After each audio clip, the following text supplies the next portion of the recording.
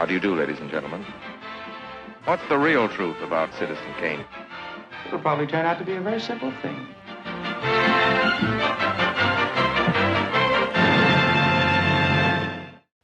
Hello, everybody. We hope you're doing well. I'm Parker. And I'm Max.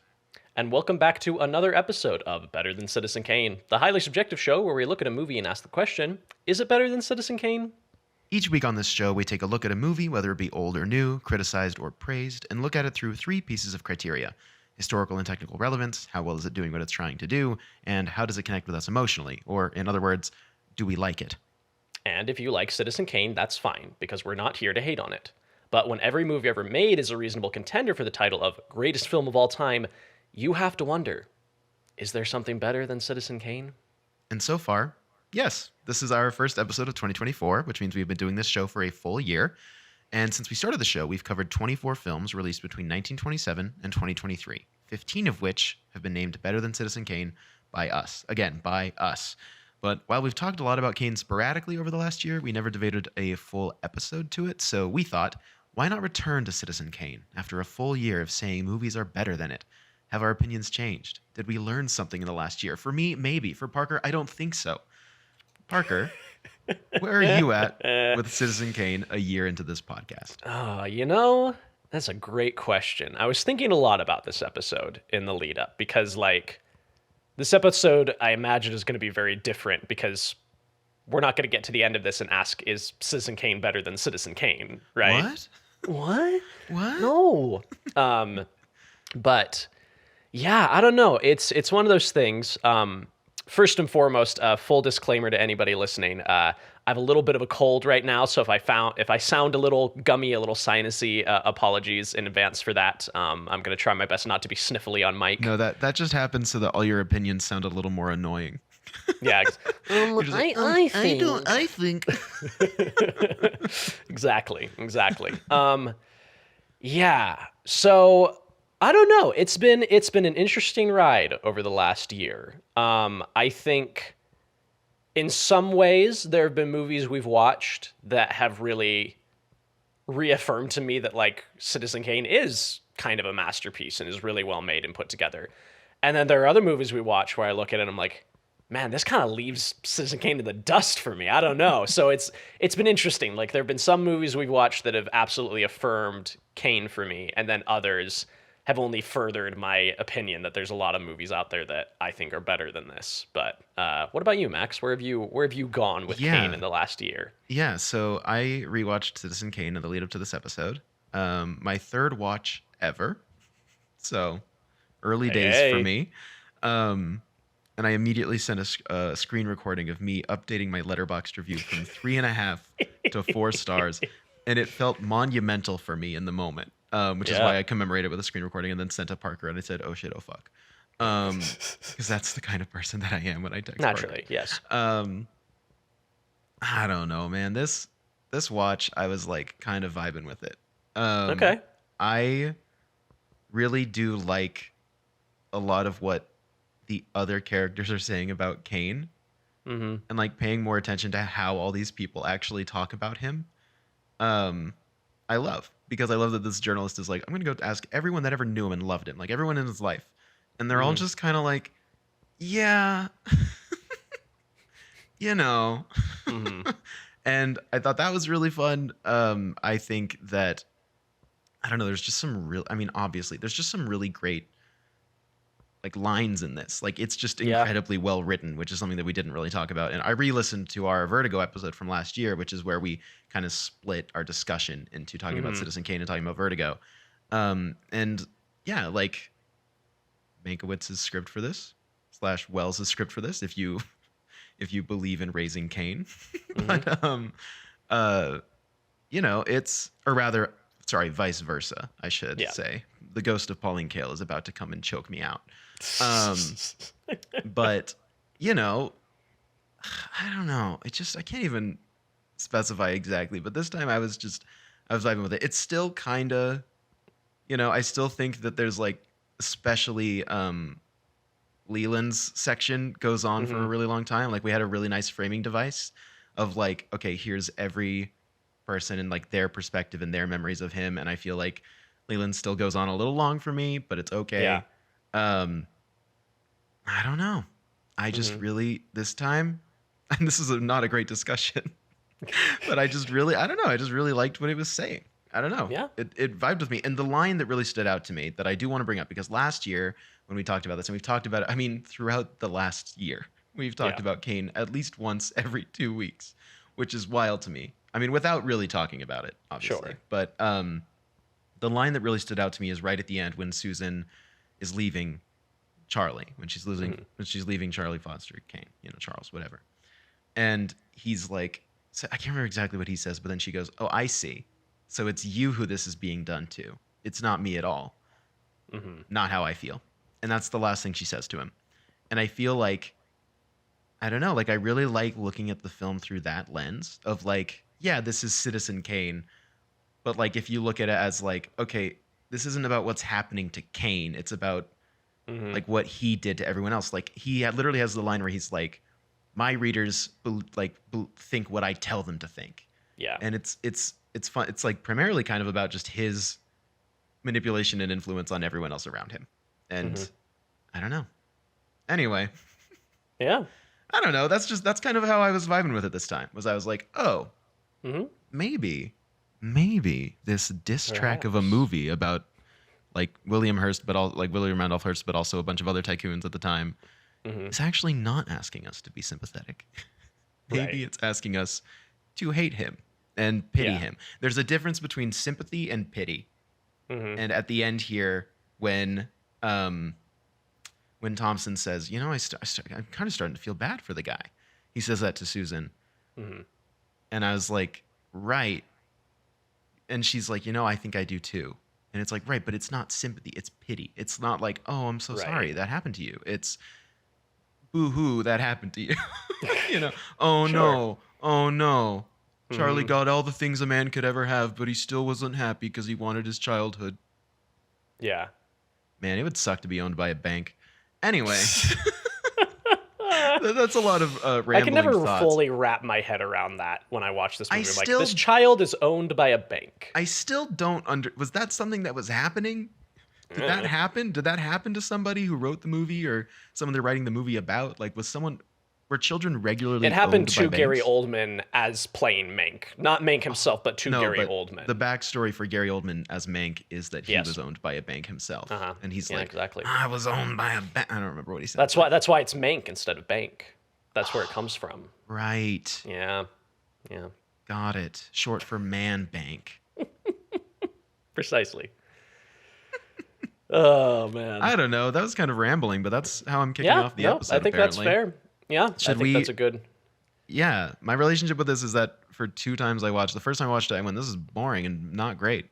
And then I grew up, and the second watch I did was like, this is fine. It's really beautiful, but it's fine. And now I'm like, yeah, all right. Yeah, that's fair. Yeah, but do we want to? This is an interesting situation because I feel like I just talked a lot about what I'm feeling, but the episode can't be like 10 minutes. Right. So should we go through it like we do with movies typically? Yeah, I think we should. We kind of did a rush job of that with the Vertigo episode just because we were trying to fit 2 in. So let's give the full synopsis. Let's give a review, an overview of everything, and we'll kind of chime in as we go. Do you want to spearhead that? Yeah, I do. Okay. All right. I do, Parker. I do. You seem enthused. I wanted to give you the floor. Thanks for finally asking me to sum up a movie. Yeah, 2024 is going to be a year of you summing up exclusively. My goal is that by the end of the year, my cumulative airtime is only about 7 minutes total. So we're just going to be listening to you a lot. And it's really front loaded right now because you've been talking a lot. Not really. Exactly. Really, I'm trying to get it out of the way, and then I can just be silent the rest of the year. I'll have a static PNG of me just like. That's really funny. All right, Citizen Kane. All right, here we go. We open on a no trespassing sign. Pans up. Xanadu, big castle on a hill. There's rats and monkeys and shit. We enter the house. The camera enters the house. A man drops a snow globe and goes, "Rosebud." And it breaks. and then someone enters the room. Cut to news on the march. That counts towards your 7 minutes, Barker. Yeah, it does. So news on the march. A big newsreel plays, detailing the life of Charles Foster Kane, the man with the 6th largest fortune in the world. And it just talks about his life. And I think it's a really interesting way to open the movie. I know that last year, and we've talked about it before, it's like, it goes on for quite a long time, to the point that I think last year when you were showing it to someone, they were like, is this what the whole movie is? Yeah. Which is objectively very funny to imagine sitting someone down for the greatest film of all time, and it's just a newsreel. Mm-hmm. That'd be really funny. Good prank. You just cut it after he dies. That's the end of the movie. Yeah. Oh, man. Anyway, newsreel plays. We learn about this man. He owned the Inquirer, just a newspaper in New York, which ended up also having like radio broadcasts and also a bunch of other stuff. He was a busy man, and he was really, really rich. He built a giant castle called Xanadu, and it's called like Xanadu's Landlord. That's like the name of the newsreel. We see that he, at one point, I think it's like a kind of a funny joke, of it being like, of them being like, he endorsed world leaders and then later renounced world leaders or something, and it shows like a video of him with Hitler. In the newsreel, he also like, there's like an interview where he's like, we're not going to war. I don't think Europe's going to war. That's never going to happen. And then question for you. I couldn't tell. And knowing the technology at the time, I think I know the answer, but like, again, I watched this while I was sick, and so I wasn't 100% like clear, but that's obvious, like that's an actor playing Adolf Hitler, right? Like they didn't splice him into I thought news the same footage, thing, right? And it looks too natural for it to be spliced at the time. So, right. That was my thing. Is I was watching, I was like, did they Forrest Gump this? But it looks too clean. I think it's just actors. Yeah. And it's enough distance away that like you get the idea. But I was just wondering that this time. I was like, is that actual footage? But anyway, no, I don't think continue. So. Yeah, it's really well done though. Like never once have I gone, that's not Hitler. Yeah. Also, I think we talked about in one of the, was it this movie last year when we were talking about a movie, we mentioned like the first use of found footage or something. There's a movie we were talking about that had that, but also Citizen Kane has a bit of that. Like it has that loose like news paparazzi through the fence vibe, which is like super, super modern. Basically just as he got older, he had like 2 divorces. It's laying out his entire life, which is super interesting because it lays out his entire life, and then we see what really happened through people's perspectives of what happened, which I think is actually a very interesting structure, to not have any surprises for us. We know most of what happened throughout this. Like the few surprises are like Getty's being the one who orchestrates the reveal, and that Kane like willingly allows that to leak and ruins his political chances, right? But yeah, it's just kind of laying out the events of his life. And in the end, he was a recluse at Xanadu, and he died. And the newsreel finishes, and all the journalists in the room have some really good, fun journalist banter, where they're like, I don't know. It's exactly what they say. I don't know why I'm doing like Lego Citizen Kane. Now that's a fun idea. There you go. Anyway, I'd watch. I'd play Lego Citizen Kane. Do you play as Thompson? I guess. Oh man, just the co-op goes crazy. Anyway. So it wraps up, and they're like, and like the main boss is like, ugh, like this is great, but there's no angle. We need an angle. What was his last words? Let's find out what his last words mean. They're like, don't you read the newspapers? It was Rosebud. And he's like, well, what does Rosebud mean? And so he tasks Thompson with going to find out what Rosebud means. And Thompson's like, all right, I'll go talk to everyone that knew him. So first he goes to Kane's second wife, Susan Alexander, a washed-up singer. And he goes to her, and she doesn't want to talk to him. So then he goes to the like private collection of Thatcher, Mr. Thatcher, who was the owner of the bank that owned Kane. So like his weird like bank father figure, like legal guardian, because the bank is the legal guardian of a boy. And I still, they really just kind of brush past that. Maybe they don't, and I just never catch the line, but I feel like there isn't a line where they're like, and here's why. No, it's essentially just that like you can extrapolate it from the scene with the mom where they come into money because she runs a boarding house and a guy is Right. unable to pay, so he gives them a deed to this mine that he thinks is worthless, and then it's actually what, the third richest mine in the world or something like that. It's like a silver mine, right? Something like that. Yeah. And so suddenly they're into money, and it was signed away exclusively to her. It wasn't signed away to Mr. Kane as well. And so because of that, she has all the legal say with it. She Right. says, we're going to provide for our son with this, and I'm going to put him where you can't get at him. Because at a certain point, he's talking about, like, you know, Kane accosts Thatcher with his sled. And his dad is like, what he needs is good thrashing. And his mom's like, that's why he's going, where you can't get at him. Right. Which is, I don't know why her solution is, the bank will become guardian of my child. Also, that also could feel like an indictment of American capitalism in a way. Right. Of like, well, if you can't protect your son from your horrible husband, give him to the banks. Trust him to the system, you know? Like, Right. maybe. Yeah. But that's kind of the first flashback we get from Thatcher, correct? Is him meeting Kane for the first time. And it's stunning. It's gorgeous to look at. That wonderful first, like, showing him, like, Kane as a boy playing in the snow, pulling back into the room. Wow, studied that in film school. It's almost like I studied it for a reason, because this movie's really well directed. It is. And so, yeah, so that's like the first flashback. And then I completely forgot this shot is in the movie. But right after that, it cuts to Christmas time, and Charlie opens a package, and it's a new sled. And Thatcher's like Merry Christmas, Charlie, or whatever. Yeah. Right? Something like that. And I really like that. I really latched onto new sled, not the same as the old sled this time around, which I really like. Yeah. Anyway, just throwing that out there. No, that's good. I like that everyone listening to this is going to be like, oh, so Max finally actually watched the movie. Oh, Max watched the movie? Max he understood? actually watched the movie this time? Wow, he's paying wow. attention? Oh, man, that's crazy. I don't know. Maybe it just takes me 4 times of watching a movie before I actually get it. All right? I'm still finding meaning in Knives Out and Local Hero. Leave me alone. Anyway. So then Charlie grows up, and later he's a man. And they send him a letter.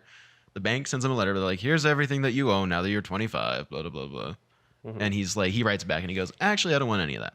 I want the I'll newspaper. take this newspaper. I think it would be fun to run a newspaper, which is really funny. And also it has like the funniest moment in the movie where Thatcher goes, I think it would be fun to run a newspaper. And then he looks right at camera, exasperated.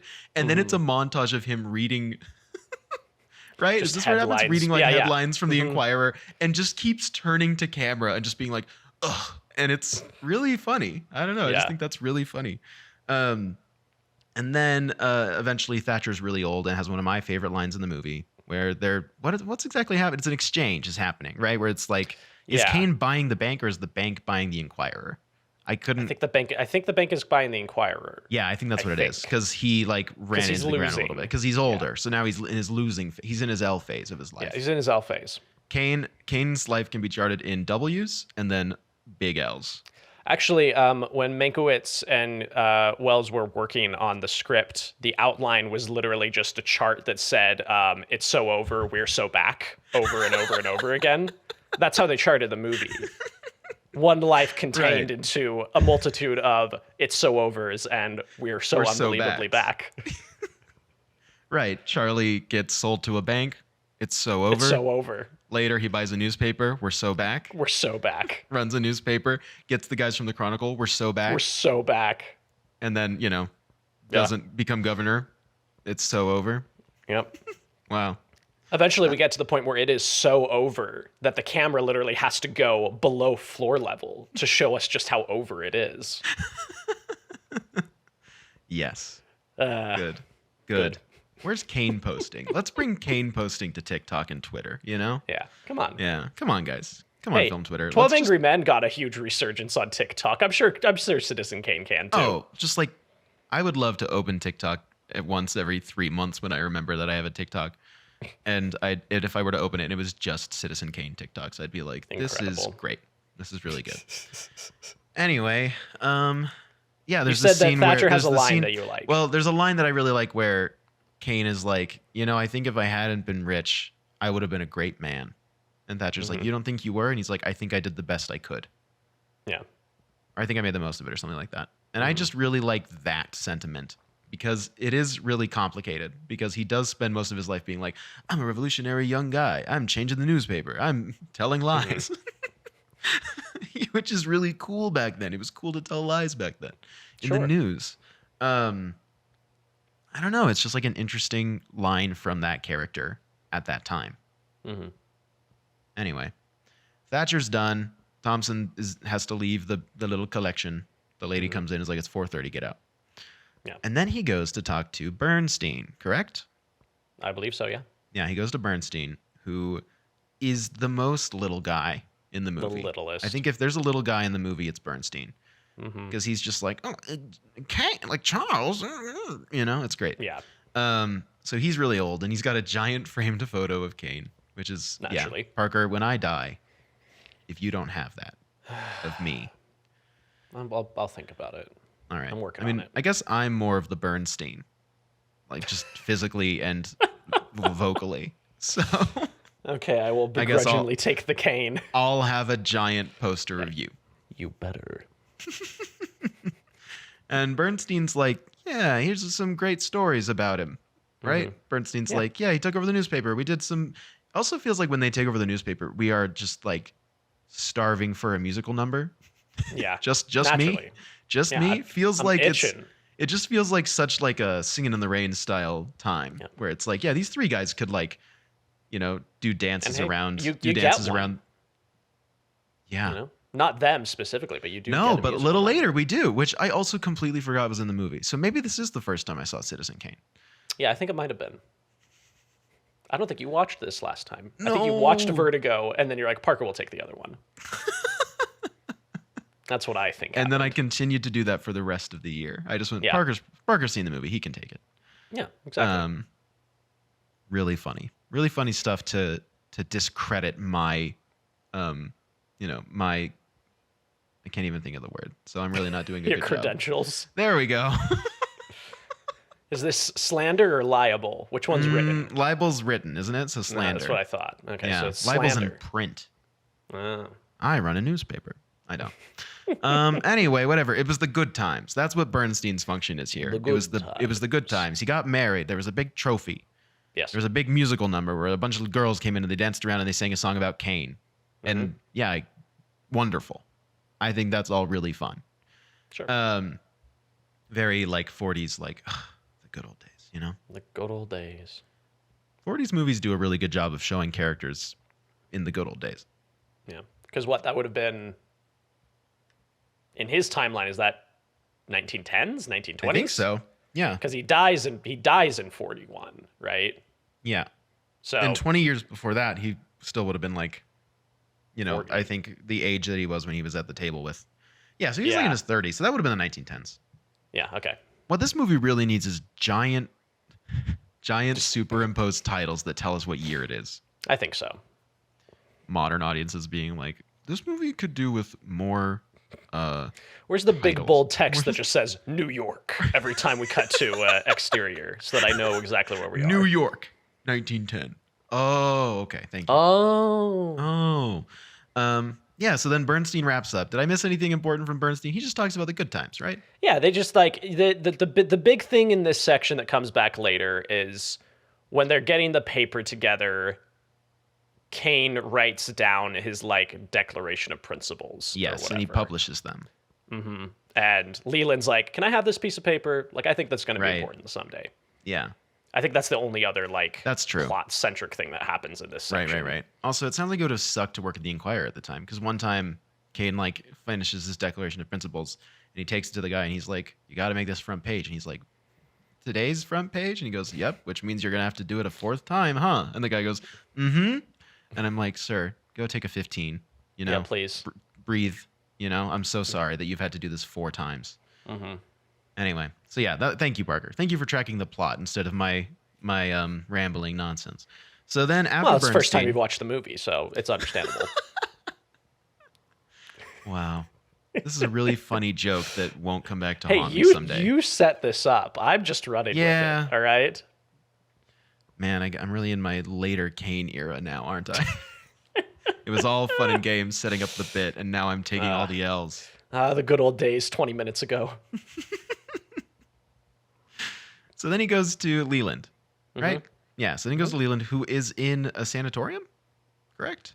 Or is he just in Either a a sanatorium or like an assisted living home. Yeah. That's probably it. I think it's just like a home for the elderly. Yeah. But I could be wrong. I think what really makes it eerie for me is just these still figures in the background sitting there for a really long time. That just really made it feel eerie to me. Totally.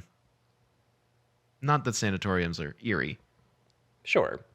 But this one is. This one is. It's a little eerie. Anyway, so he goes to talk to Leland, and Leland has the most to say because Leland is kind of an antagonist to Kane in a way. Yeah. They started out as friends, running the Inquirer together, and then over time he basically just got sick of Kane's shit. Right? Basically? Yeah. So this is coming for us in 2 or 3 years, right? Like at a certain point, you're just going to get sick of me, and then you'll become my antagonist. I'm your Bernstein. Will. Oh, that's right. Will is your Leland. Will is the Leland. I see. Yeah, he would be my antagonist. That's totally fair. Yeah, Will just gets sick of your shit. Doesn't he always? Asks for cigars in the assisted living home. Yep. All right. What does Leland talk about? He talks about the bad times, basically. He basically is like, he's like, all right, you heard all the fun stuff. Here's a lot of what actually happened, and here's how his marriage kind of fell apart. Yeah, and it fell apart by him cheating and being a scumbag. He really Hamiltoned himself in this, didn't he? He really did. He really Hamiltoned himself by even willingly letting the rival post the papers that condemned him politically. And like, just the ironic hubris that already this would have been a bad look for him, but then his wife is the president's niece, which makes it so much worse for him. Yeah. It's just like, But also, it's funny to me that this was at a time when they'd be like, the president's niece. And I'm like, I don't know if I know Joe Biden's niece. No clue. Don't think I could point her out. I remember when his granddaughter was on stage with him and everyone was like, who's she? Mm-hmm. And then people made jokes that she and Barron Trump would fall in love, which was weird and funny. But I just don't know the president's nieces. I'm just unfamiliar. Yeah. But I guess this was at a time when there was a lot less going on. True. And also, I guess it would be like big in the news. If you're marrying a newspaper guy and you're the president's niece, it would come. Yeah, I'm sure, I'm sure if Elon Musk married Joe Biden's niece, we would be hearing about it. Okay, you're right. You know what I mean? Yeah, that's fair. Yeah, that's just true. saying. I guess it's also fair because when they see that he married her or whatever, anyway, he lets him know. Anyway, whatever. Anyway. So that marriage fell apart because he was on a street corner one night, muddy, and got splashed by an automobile. Mm-hmm. And he got laughed at. He got laughed at by a woman, by a 20. How old is she? 22 in this movie? I think so. When they first meet, she's like, "I'm 22," and he's like, "Oh," and I'm like, "I'm 48." He's like, "I'm whatever," and he likes her because she doesn't know who he is. Right. And he's like, cool. This is awesome. How refreshing. Someone who doesn't think I'm intimidating or amazing or, hates me or loves me or whatever. It's just like a fresh slate. And he's like, this is awesome. Love it when a young woman doesn't know who I am so that I can kind of manipulate her in that way. Ooh. But also, she tells him that her mother always wanted her to be a singer, but she never was. And he's like, what if you were? And he desperately wants her to sing. Mm-hmm. And later, I think Leland has a line of what is it? He always wanted to make things happen. I can't remember exactly what it was, but Susan's an example of it. Mm-hmm. Of Kane's big flaw is that he loved himself, and also it's not something like he wouldn't take no for an answer, but it's something like that, isn't it? Yeah. I'm trying to remember the exact phrasing, but I know can't what remember the exact about. phrasing, but basically he would make anything happen, and he believed that he could make anything happen. And so Susan's one of those things where he's like, well, I think you can be a singer, so you're going to be a singer. That's how it works. Mm-hmm. In the same way that with his readers, he's like, well, I tell them what to think, so they think what I tell them to, right? Yeah. he just starts to become really mean and just kind of an ass. And wealth and power will do that to you. Parker, do you think this movie's about how wealth and power? Do you think power corrupts? I think you're the first person to ever suggest that. Yeah, I thought so. I've As never someone heard who that just before. watched Citizen Kane for the very, very first time, I think power corrupts. Max watching the geopolitical landscape fall apart. Getting big Citizen Kane vibes from this.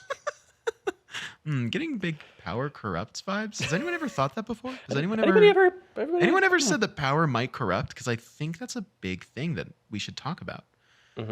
Anyway, I really like the scene where he's given his big speech. I think it's pretty good. Yeah. No, it is. Yeah. There's a reason it's iconic, I think. Yeah. And then after the speech, also, I was going to say, the casting in this is really good. I think the kid that they got for young Kane looks a lot like Orson Welles. And I think that's really impressive. However, the kid playing Kane's kid, I don't know if he's great. Yeah. He's all right. I like it when they cut to him in the car and he's like, "Bye, father," as he drives away. I just thought that was a little bit funny. Anyway, so his wife sends the kid home in a different car, and then she's like, "You're coming with me, or you can come with me to take this call. I got this letter." She says an address, and Kane goes, "I'll come with you." And I'll come with you. So they go, and there is Geddes and also Susan. I will say this, Parker. It's really, again, and we'll talk about this. I have a theory. I don't know, we'll talk about it. But I do think that it's really interesting, Kane being someone who owns a newspaper and like actively lies to the readers. And then also, as he's giving a political speech, he says, "The first thing I'm going to do when I'm president is lock up my competitor." Yeah. And I was like, wow. Can't imagine anyone ever saying that as a key part of their campaign in American politics. Can you? Nah, not really. Seems a bit outlandish, if you ask me. Seems really quite outlandish. Yeah. Had that happened before this movie? Was there another candidate in history that was like, "I'm going to imprison my like I'm sure it's my come up opposition"? before. I'm sure it has. Like it seems like a easy enough talking point, oh yeah, but I'm unfamiliar. yeah. I can think of one. Anyway, so they go to the house and Geddes is there, and he's like, either drop out of the race, or all the other newspapers except yours will publish your infidelity. Yeah. And Kane's wife is like, "I think I know what Charlie's chosen. Let's go." And then he goes, "No, I'm staying here." And I'm like, "You're staying there? What do you mean? Is that your house? Whose house is that?" I presumed it was Susan's house or That is Kane's Susan's house. Susan's house, right? Yes, that's Susan's apartment. Okay. But he's just, again, it's just his ego. Yeah. He's just like, "No, I'm going to do this. You can't bully me." I fully commit to everything that I do, except for our marriage. Yep. Yeah. So he stays, and Geddes is like, "All right, you're an even dumber guy than I thought you were." I do like that scene where Geddes is walking out and Kane's just like yelling at him the whole way down, and Geddes just isn't even like acknowledging him. He's I also just love like, that he "Okay." walks out, and Kane's wife is outside, and she's hearing the whole thing, and then Geddes is like, "Do you need a ride home? Do you have a car?" And she's like, "I have a car." And he's like, "Okay." And it's like, wow, really embarrassing, Charlie. Like that's so embarrassing. And then they just kind of brush past it in the newsreel, and I don't think they revisit it again. That her and their child just die in a car crash later in life. Yeah. Yeah, and Okay, that's not sure. yeah, it's in the newsreel, but they never really show It's Charlie's never really discussed. Charles' reaction to it. I hope it wasn't that night. It couldn't have been, because the son was in a different car. Yeah, it's true. Unless those two cars hit each other. Oh. Hey, you never know. You never know. It was a different time. Yep. Okay, so then Charles puts all, because he loses all his political aspirations, so he builds an opera house in Chicago, and then he's like, "All right, time Which to put only all cost my effort, $3 million. which only costs $3 million, and it's time to put all my time and effort into making my new wife Susan Alexander, a star." And people don't like her. She's not great. No. They're really bored. And I love the detail of an audience member tearing up a program and just like fiddling with it. And I was like, I've never thought to do that when I'm bored at a show. Yep. Does Leland do that, or is that somebody else? I think it is Leland. Yeah. I think it's Leland. I think Leland's that. like yawn. Yeah. Yeah. Just love the detail of like tearing it that way. He like shreds it into like a little. Mm-hmm. It's fun. Yeah. Yeah. So Charles is like, and he claps a lot. Mm-hmm. And then this is kind of like brushing past like a few other things. She's really mad that the Inquirer would post such a mean thing. Little does she know. because Leland was not nice. No, he was not nice. But little does she know that actually Kane wrote that, because he shows up at the Inquirer with Bernstein, and Leland is passed out on his typewriter, and Kane reads it, and he goes, I'll go ahead and finish it for him. Mm-hmm. And then Leland comes to, and he's like, I guess I could never get past Kane. And Bernstein's like, no, he's finishing it the way you were writing it. And Leland says that it was to prove something, right? Yeah. What was it to prove? I can't quite remember. Well, because they get a letter. He sends a letter in reply, and I guess this is afterwards, but it's told to us out of order, right? Like, she's upset about it, and there's a letter from Leland, and the only thing in it is that declaration of like values or principles. Yeah. But yeah, I think it was just like him trying to be like, hey, look, like, you could be doing a lot more with your time than trying to just prove everybody wrong about this mistake that you made. Right. And Kane doubles down on it instead. And, you know, he gives him kind of that false security of like, yeah, no, I'm finishing your review. Also, get out of my office. Yeah. Like, you're gone. Yeah. Yeah, so, you know, he's just kind of wraps that up for him and then tells him to leave. And that's kind of the end of their friendship, right? Like, I don't think they speak again. I don't think that there's any other stories that Leland tells, because that is the end, I believe. Mm-hmm. So at this point, Thompson is able to secure a conversation with Susan Alexander, right? Right. So he finally goes and talks to her, and she basically details the last few years amount of time of Kane's life. A lot of just locking himself and Susan up in Xanadu. She does a lot of jigsaw puzzles. He hates that. Yeah. There's one thing that Kane hates, it's jigsaw puzzles, you know?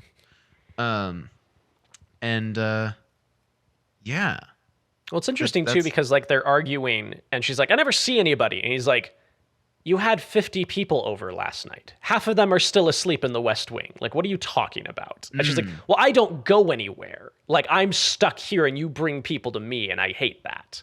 Yeah. I just think that whole dynamic is interesting of just like, again, it's not subtle, which is fine, but, you know, whole caged bird imagery throughout all of this, you know? Right. Yeah. Yeah. And so there's just kind of, that is a lot of the last little bit of the movie, right? Mm-hmm. There's not anything else that he's really up to. Not really. One thing I will shout out, because I should be nicer to the movie, and I am trying to be nice to the movie, genuinely, like, an all-time great shot of cinema is when he's walking by the double mirrors, and it just goes forever. Yeah. Unbelievable. I'm just like, it literally, it's really I've seen good. it, because despite our bet, I've seen it before. Yes. And like this, even on my third watch, it still elicited oh my God. Like, and there's so many shots in this movie that elicit that response for me of just like, oh my God, like, you're doing it.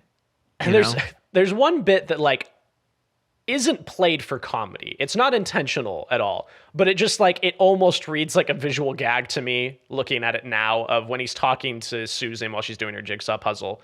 There's sort of like a split diopter shot where she's really close to the camera and he's kind of in like the foreground, midground, I suppose. And in the background is this fireplace. And you think it might be just some weird like camera trick that the fireplace looks so huge. And then he walks back to the fireplace and you see that it's just massive.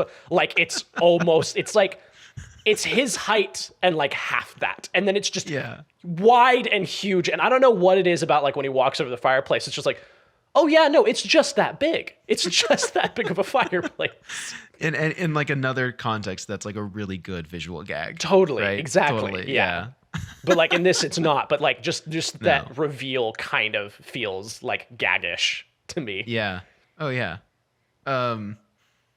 yeah, and so then it just kind of gets to the point where she leaves him, right? Mm-hmm. She leaves him. She says the line I mentioned earlier. And I really love this detail of like her leaving, and that's the end of her story because that's all she knows that happened, right? Yeah. And so we go, wow, what a wonderful, graceful exit by her. Who knows what happened next? I guess he died. Mm.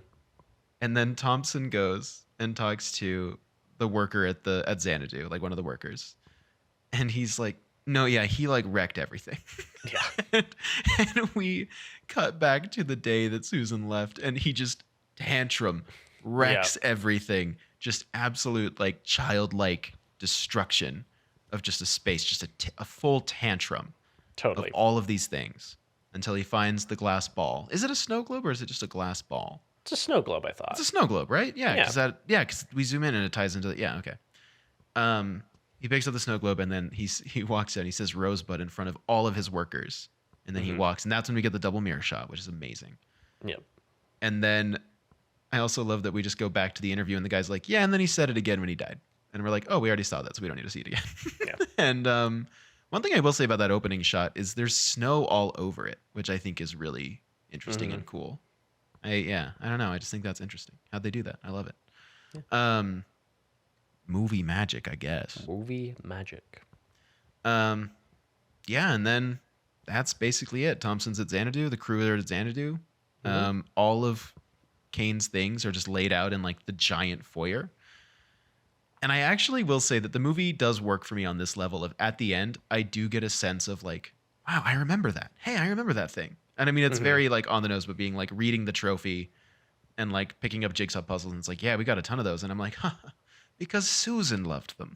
Yes. it's like, wow, it's like very functional version of like, I recognize that thing. Therefore I am satisfied by this. Right. But I don't know. I just really like measuring a man in all of the things that he has after hearing all of these people talk about him and how You heard it here complex first, folks. Max Bennion, materialist. Now we are. Now we know. I winked at the camera. Yeah, I really like that. And then they're like, hey, Thompson, did you ever learn what rosebud meant? He goes, no. Like, maybe if we put all of these things together, they'd spell rosebud or spell, Kane or whatever. Ha, ha, ha, ha, ha. And then I just really like that they're like, well, what did you learn about him? And he goes, not much. I just think that the ending really kills. I think it really is awesome. I love the ending of this movie. And then that pan over everything to Rosebud being thrown in the fire. Yeah. End of movie. Unfortunately, Parker, I do think it's really good. I have never once said it's not. I know. In fact, last year you said that you love how this movie looks. You think it's totally. beautiful and very watchable and incredibly well made. You just don't connect with it. Yeah, that's where it lies for me. And Nice. it was the same this time. It was, I think I gave it half a star more because I think I had it at 3 and then I gave it 3.5 this time around.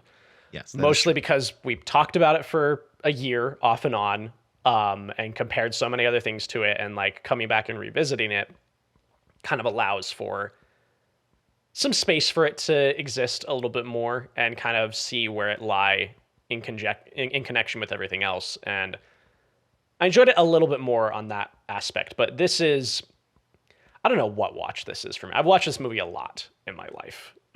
Just through doing a film studies minor and then going through film grad school. Like I've watched this movie a lot. I've taught this movie a lot. And so I don't know what watch this is. We're probably at least in the, at least a dozen times, if not more. Yeah. Because is this one that you watched in your bedroom when you were? Yeah. Yep. Gotcha. Yeah. Watch this again. Same sort of thing. This was that whole, like, I probably saw this when I was like 13 or 14 for the first time. And then I've probably watched it every couple of years since for some reason or another. And it just like, I keep waiting for it to click with me, like emotionally. I keep waiting for something about it to be like, oh, hey, this is like a masterpiece on every single level, not just technical, not just historical. And it hasn't quite gotten there for me yet. There's a lot I like about it. I think there's a lot interesting going on. I like I like seeing, like, what I noticed this time around was the opening during the news on the march. I like the fact that Thatcher to like Congress can say he's a communist, and then the Communist Party in the street can say he's a fascist, and he says I'm an American. Like, that's his answer, right? And I find that interesting, and I like seeing how a dude with pretty socialist ideals at the beginning of the movie kind of gives way to being the heir apparent to capitalism as a system, and how that influences him and his ideology. And I like that. I think it's interesting. I just wish it was just a little bit more engaging with how we got there, right? Like, I like the framing device. I like that we have the overview and then we get into like the macro view of everything and we view all of the individual pieces, even though we know how it ends. Right. But I always feel like I want to be closer into Kane, and we can't because of the framing device, because we're always seeing him from other people's recollections of him. Yeah. And I would have liked, like, in a perfect world, again, I can't argue for a movie that doesn't exist because this isn't that movie, but like, what would make me engage with it more is just having some time to sit with Kane, right? Like, imagine if The Social Network was told entirely from Eduardo's point of view and the Winklevi twins' point of view, and we never spent any like individual time with Mark. And I think it wouldn't work as well. I think what works about that movie is we have such close proximity to him and his hubris, right? Is it? Yeah. I mean, another thing that comes to mind is like obviously Danny Boyle's Steve Jobs, written by Aaron Sorkin, also very much in Steve Jobs's headspace for a lot of that, while still being from people's, different people interacting with him and seeing how they think of him. But then also I think of just F. Scott Fitzgerald's The Great Gatsby, which is, which features someone who's at a distance. We are never entirely within Gatsby's mind. However, because Nick Carraway is friends with him and is interacting with him directly, we can learn more directly from him, right? Whereas Citizen Kane is really interesting in that we are learning about this man and the fall of this man primarily through like secondhand and third-hand sources, like we never actually see him when he's alone entirely. Yeah. Right? Like we do see him, they play with it a little bit of like him applauding to Susan's performance, like feels like a very personal moment with him, and is maybe one of the few that I feel like is actually giving us access to him and his thought process. And then obviously just Rosebud. Like those are the two, I feel like those are the two real moments for me where I'm like, he's not saying anything to anyone in particular. In one of the scenes, he doesn't even say anything. It's all through how he looks and responds to Susan's performance in that scene. And then also by him saying Rosebud. And then the movie is clearly just giving us a hint at the end by burning Rosebud. By revealing what Rosebud means, we are supposed to leave the movie pondering that question. Pondering, well, what did Rosebud mean to him? Was it a sense of like his mother's love, which he never really lost, but was just kind of forfeited from his life? Was it, is it a sense of childhood innocence? Is it the one thing that he was never really able to get back? Or do you read it as Rosebud was in his giant collection of things, but he had no idea because it was lost in all of the nonsense, right? Like, which is something that my brain went to this time on this watch. Yeah, I was thinking about that as well, of like the question of, is that the actual Rosebud? Did he get one made because he just was nostalgic and wanted that feeling? Like, I like the idea of over the years, he's just accumulated all of these things, and some of them are from his personal life, and he doesn't even know that they exist because they just get lost in the shuffle, right? I like that read a lot. Yeah. And I agree with you that like we get a couple of those moments, and I just think. But I do want to say, I'm not trying to say that as an argument to how you're feeling. I think that your connection or lack thereof is completely valid. Anyway, Thanks. Sorry, Appreciate go ahead. No, just kind of jumping off that point, but I think if we had a bit more of that, then I could find my way into this movie. Because like a movie we're going to be looking at later this year, which I'm very excited about, is like Lawrence of Arabia. And that movie, I think, toes this line really well, where we see how everybody else views him. And he kind of becomes this monolithic, mythic character. But we also spend a lot of time with Lawrence, and we see how he views himself. And I'll be very interested when we get to that one later this year to see kind of what your thoughts are in relation to Kane. Because I think that movie does everything I'm wanting this movie to do as far as like getting me invested in a flawed character that I really shouldn't be caring about very much. Yeah. My movie that I'm really excited to look at that feels so similar to this, and I think these two movies on the calendar right now are within like maybe a week or two of each other, is There Will Be Blood, which I think is also a very interesting execution of a very similar Kane character. Yeah. And I don't know. Yeah, I'm excited for Lawrence of Arabia. I'm excited for those. There's a little look ahead for you all. Those are later in the year. Don't expect those anytime soon. Yeah, those we got some time on those. But we have a really good lineup this year. But I will say that Welles himself, in a 1941 statement, explained that of Kane in his subconscious about Rosebud. In his subconscious, it represented the simplicity, the comfort, above all, the lack of responsibility in his home, and also it stood for his mother's love, which Kane never lost. And that's from Welles in 1941. I have never gotten that sense. I mean, mother's love ties into the idea of like maybe he misses like that path that he could have taken. Like he says, I think I could have been a great man if I wasn't rich, if this hadn't happened to me. But his mother really doesn't come up again. No. You know? Again, if that is the linchpin, if that is entirely how we feel about it, then there should be some sort of callback to that, right? There should be a setup and a payoff. We should be coming back to, okay, yeah, like you could have something where, and this is maybe too on the nose, but I'm just thinking out loud of like versions of how you could kind of spin this, of like the demarcation line of like Kane's L period, you know, his losing era could just be the loss of his mother. Like she officially dies, and like maybe you establish that they've kept up some sort of rapport as he's gotten older. The death of his son and his wife brings up some emotions for him. But again, I think we are kind of towing into the line of what would we do if we made Citizen Kane. So I do want to hold it as clearly the movie is just trying to make us ponder that question. Right.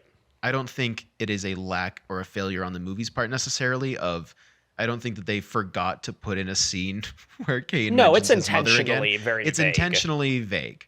So holding it up to that, I think we can talk about how well let's do the criteria, but we're doing it a little differently this week.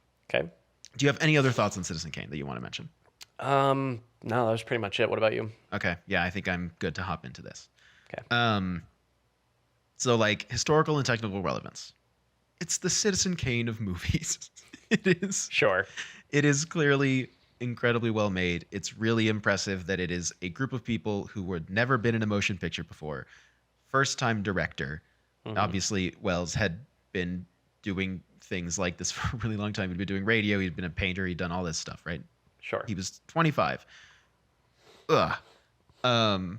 We try not to focus on that too much. Yeah. Brush past it. Move on. Yeah. But like obviously it's examining the life and legacy of Charles Foster Kane, who is like a conglomerate of like definitely William Randolph Hearst and and like Joseph Pulitzer, but like also some Chicago tycoons. But it's definitely like Mankiewicz kind of taking Hearst to task. You know, I do want to bring this up because I do think this is fun. Production advisor Miriam Geiger did compile a film textbook for Welles as Welles was prepping to direct. And he taught himself filmmaking by matching visual vocabulary to the Cabinet of Dr. Caligari, which I saw for the first time. Basically, the first time I really paid attention to it this last year. As well as like films by Frank Capra, Rene Clair, Fritz Lang, King Vidor, Jean Renoir. Like clearly, obviously, people that are all taught in film school. Like, sure. I don't know. I just think that's interesting. And then that is interesting. I do think that this movie is interesting historically. When we talk about historical relevance, I think it's interesting to look at this movie as what the AFI calls it, which is the greatest American film of all time. And obviously, this whole podcast is interrogating whether that is true. Right. But I will say that this movie despite being over 80 years old, does hold up remarkably well as a portrait of like the corruption that America elicits and kind of responds to and supports, right? Yeah. Of like a man with socialist values who is owned by a bank, Yeah. buys a newspaper, and then it's about like how he eventually uses that to kind of spread his opinions and his lies in a way, corrupting the media, and then he runs for, governor and is like threatening to imprison his political opponent. It's again, we mentioned the Alexander Hamilton of it all, of like that, and then like him talking about how news is 24 hours, so news should be 24 hours is impressively, Prescient. Precognitive, prescient, of like, that did happen. And I do think that this movie will always be relevant to America as long as America is fighting between socialism and fascism through capitalist society. About opulence, we reward kind of dismissive behavior of world events where he's like, no, war's not going to happen. Just believe in me, Yeah.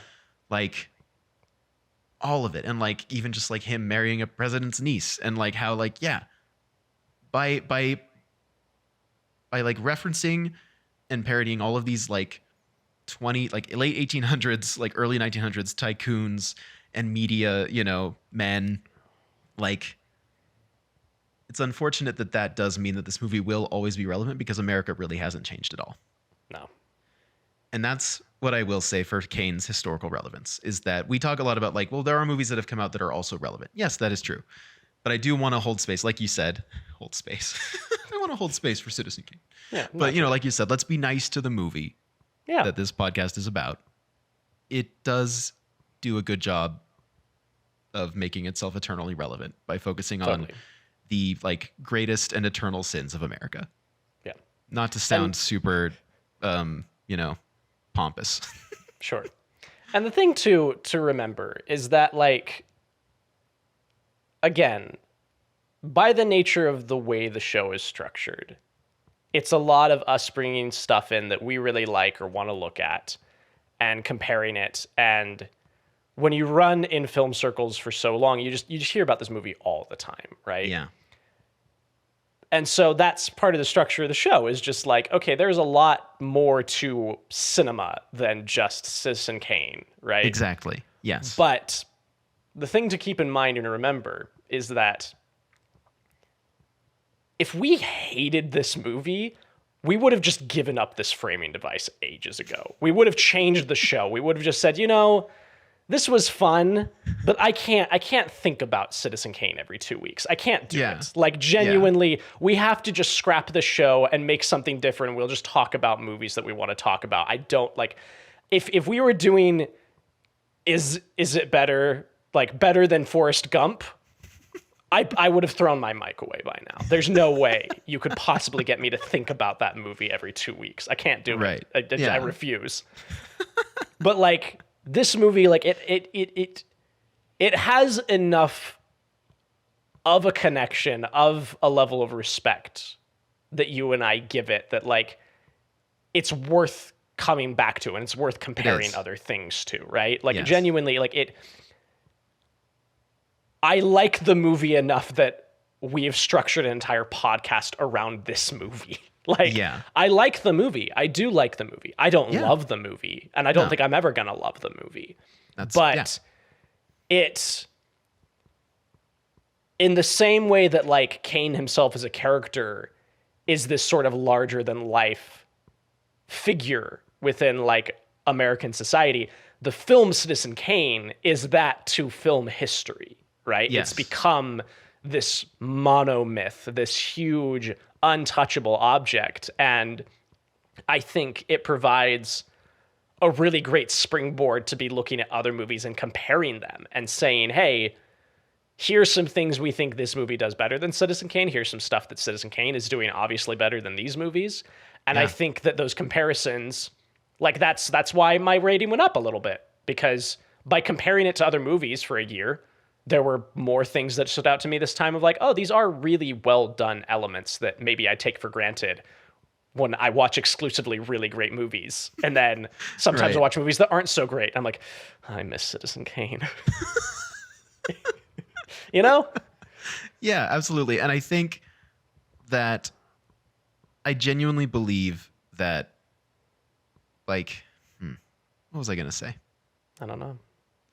Who knows? Groundbreaking. Who knows what I'm going sure. to say? That's what makes this podcast so great is you never know what I'm going to... I'll say anything. You never know. He'll say anything. Anything can come out of that mouth.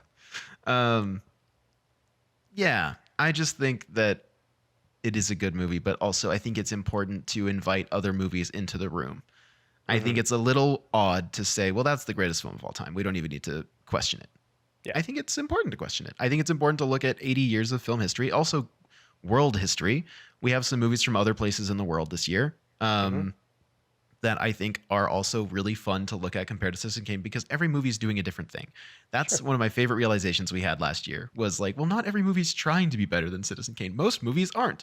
Most movies are just trying to do what they're doing, which is why I think it's important, that second question of like, well, how well is it doing what it's trying to do? I think Citizen Kane is doing what it's trying to do very well. I think I just don't necessarily think it's the best all the time. Yeah. But I think that as like, pulling off opening with the death of your main character and then showing a newsreel that tells you everything that happened in his life and then still finding a way to make that interesting for the next like hour or and a half is really, that's cool. That's awesome for 1941.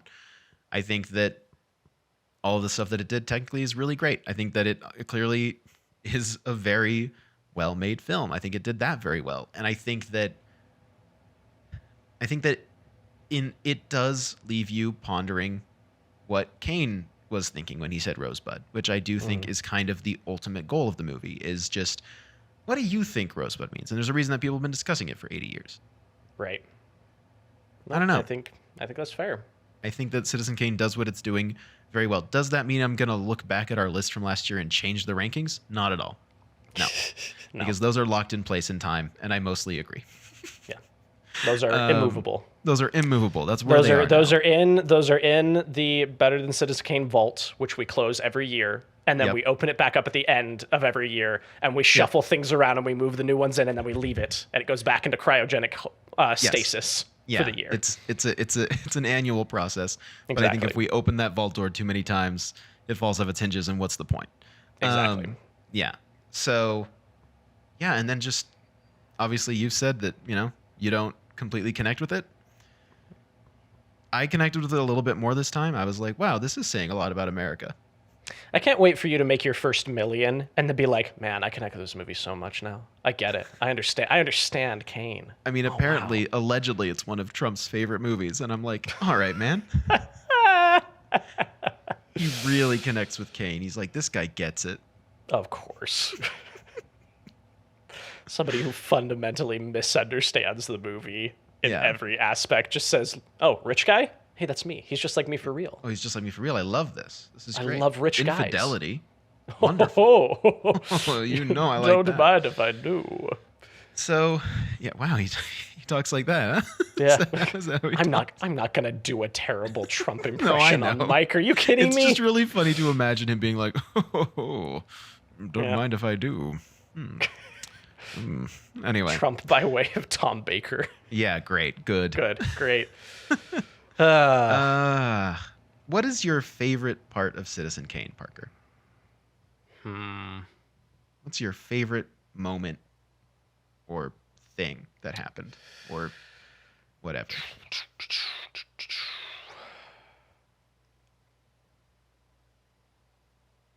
It is a silly, simple thing, Yes. but I really love, after the news on the march with the scene with the reporters, that it is lit in such a way that you can only see from neck down.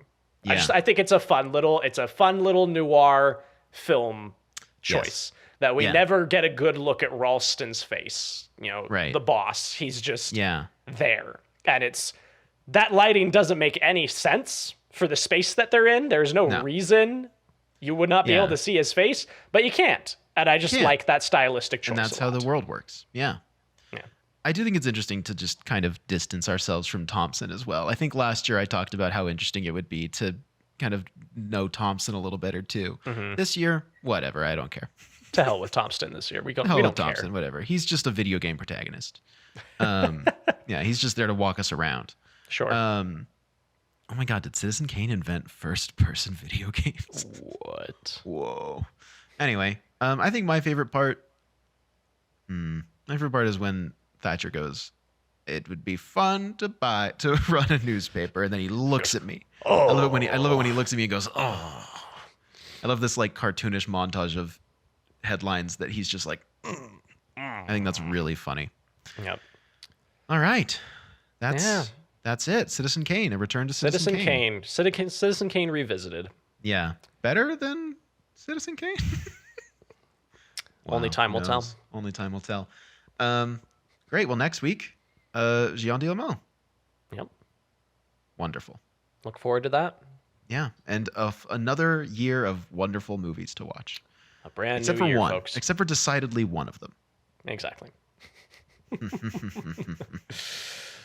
All right. Thanks, everybody. Right. Thanks for listening. Right. Bye. Thanks, folks.